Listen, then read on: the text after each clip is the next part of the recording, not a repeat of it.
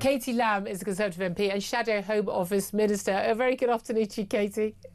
Good afternoon. Thanks for joining us. Do you share a lot of Tom Slater's, so we say, pessimism about phase 2 of this Labour government? I'm afraid I do. I'm sorry to say you're not going to get a much cheerier assessment from me. I think there's no reason to think that phase 2 is going to be any better than the disastrous phase 1. Now, I have to say, I like to congratulate the Prime Minister, particularly on his birthday and on day 2, phase 2. And I mean this with all due respect to you, Katie Lam, to be an even worse government than your lot was in the final race. That's quite an achievement, isn't it? He is definitely doing a particularly terrible job, and I take no joy in that. You know, it's of course I'm not a member of the Labour Party, but I do live here and I'm a British citizen, and I want the country to be a success, and I want the government to be a success, and unfortunately it's failing. Well, absolutely. Well, let's talk about one of the particular policies they're failing on, and that is on immigration. That's in your area of responsibility as a Shadow Home Office Minister. This much fated one in, one out and policy. I mean, again, wasn't at all what the British people were asking for. We wanted it all out and none in, thank you very much. But they offered one in, one out, said it'd be up in a matter of weeks, still not up and running, despite the fact that some people have miraculously been detained. But since this was announced, we've had a whopping 3,500 people arrive on the Channel dinghies. God knows how many more we don't know about through other routes. And not a single person returned, and then luckily at least not a single person arriving from France. But we're told it will happen within weeks. Are you hopeful it'll ever get off the ground, and is it a policy we should be supporting? I am unfortunately not very hopeful that it may get off the ground, but I think it would be very unlikely. It's very unlikely that it's going to be a success for a number of different reasons. You know, the devil is really in the detail on this, but sending people back to France is where they've just come from, so they're not sending them very far.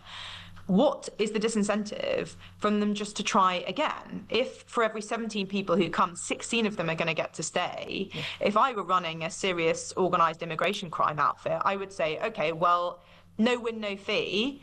If you don't get to stay in the UK, if they send you back to France, we'll send you on your second journey for free. Yeah. And we don't even know yet for the deal whether we are going to have to take an asylum applicant from France every time somebody comes over. So if you're in France and you try and come here illegally once a week for a year, are we going to have to take 52 people from France for that? Yeah. I mean, this is nonsensical to me. And indeed, a lot of the people who are coming here illegally are people that know perfectly well if there were a legal route, they wouldn't be judged to be someone who could get on it. So they're still going to be coming anyway. I think we all knew this was madness. I do still always wonder whether Keir Starmer and Yvette Cooper, the people in the Labour Party pushing this, whether they realise how mad this policy is. I mean, at least the Rwanda policy from the Tories, although it never got off the ground, and although it was on way too small a scale, at least it made sense as a sort of as a theory.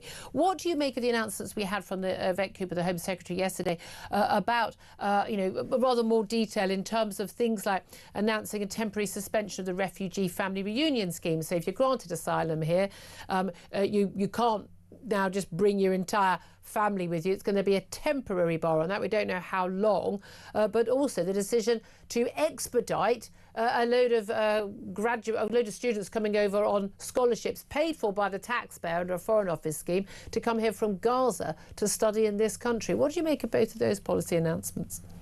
Well, the first one, I think, is just tiny tinkering around the edges of a system that is completely broken. I mean, the transformational change that we need to our both legal and our legal immigration system and our approach to illegal immigration, we are not getting anywhere close to under this government. They just don't seem to understand the order of magnitude of the problem. And to your second point about the student scholarships, you can see this in the things that they're still doing. Their fundamental instincts are wrong. They aren't thinking, well, what is the immigration system for? The immigration system should be to produce the best results possible for the British people and for Britain as a whole. It isn't explicitly and fundamentally a system that exists for the whole world. You know, the point of Britain is not just to be a place where people can come if they are struggling in their home countries. That's very, very sad. Lots of people around the world have really, really difficult lives. But the answer can't be that they all move here. I wrote this in the column of The Sun last week, and a lot of people said how heartless and cruel I was. I'm like, well, how many billion do you plan to take? I've never had a clear answer from people on this about why they would draw the line at, say, 10,000 or 100,000 or a million or 100 million, because we're talking about billions of people who have worse lives and, if given the option, would rather live here than live where they live.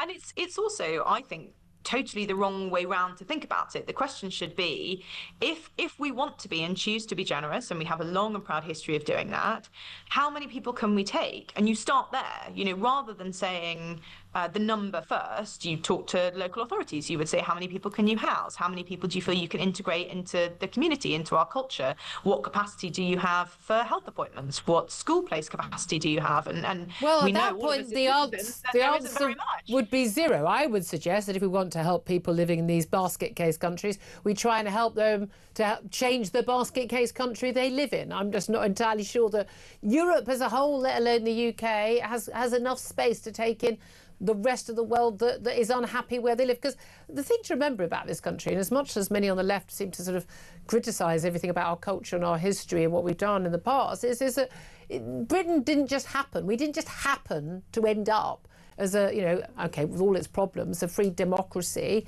with relative, you know, economic wealth. It didn't just happen. It was something that the British people and the culture, the philosophy and the religious background help deliver it, you know, and I don't see why we do need to share it with the rest of the world, frankly.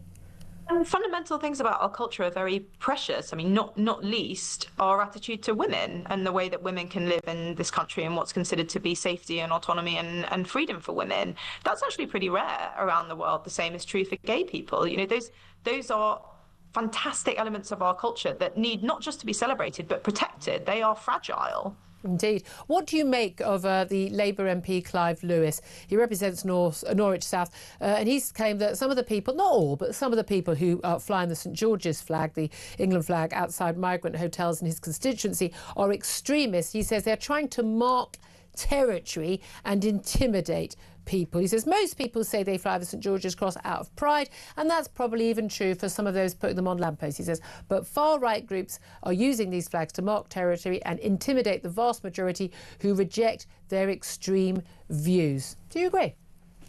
I think everybody should be happy and proud to see the flag of their country in the country that they live in. And I think if people have a problem with that, then I think that is their problem. That's not a problem with the flag. OK.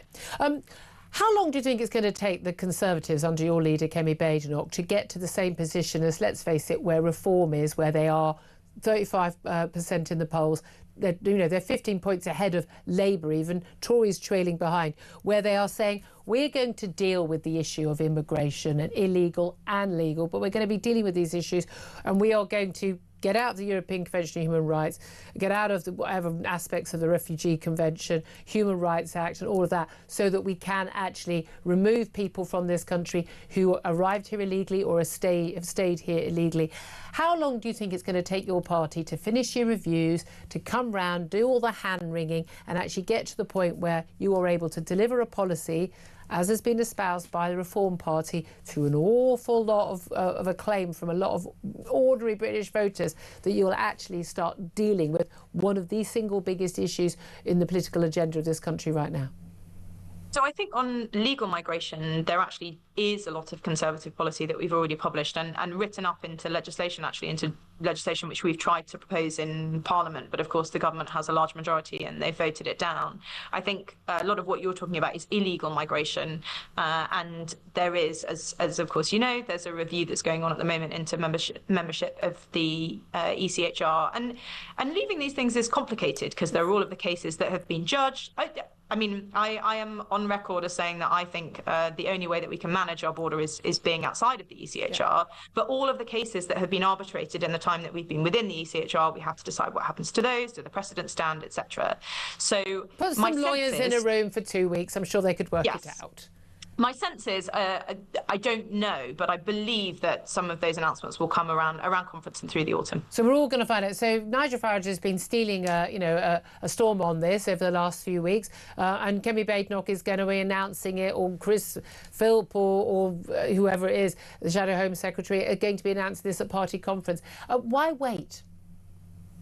I think the position that we're in now, we're just over a year from, I believe I'm right in saying, the greatest electoral rout in British politics. I think the Conservatives in the general election of 2024 lost more seats than any sitting government ever.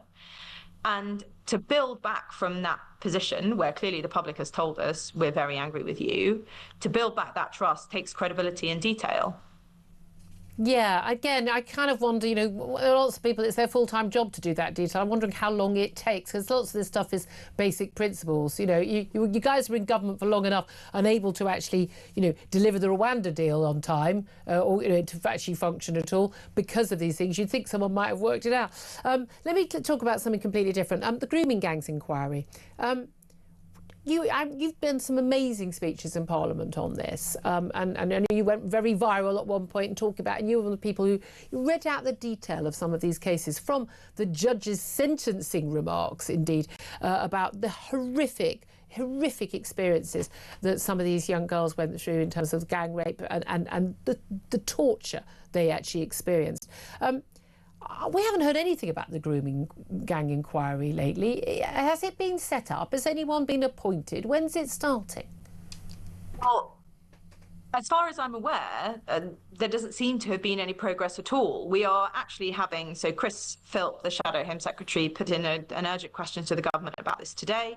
That's now been converted to a statement. So we're hoping to hear from Jess Phillips. Because of Parliament, there's no exact time, but yeah. I think about 1:30, perhaps, on what the latest is. But I don't really understand the delay. No, I mean, we're talking months now, aren't we? It's quite bizarre. And just finally, the Green Party have elected a brand new leader, Zach Polanski, this morning. He apparently is quite open to the idea of, you know, working with other parties, particularly Jeremy Corbyn as our Sultana's new party, the Your Party. We've also seen some of the Gaza, MPs for Gaza, which is what they are effectively, saying that they'd be willing to work with Jeremy Corbyn's party. How hopeful are you and the Tories that while your vote is being stolen a lot by reform and that split on the right, that actually Labour are going to be seeing a big split on the left and could also be damaged?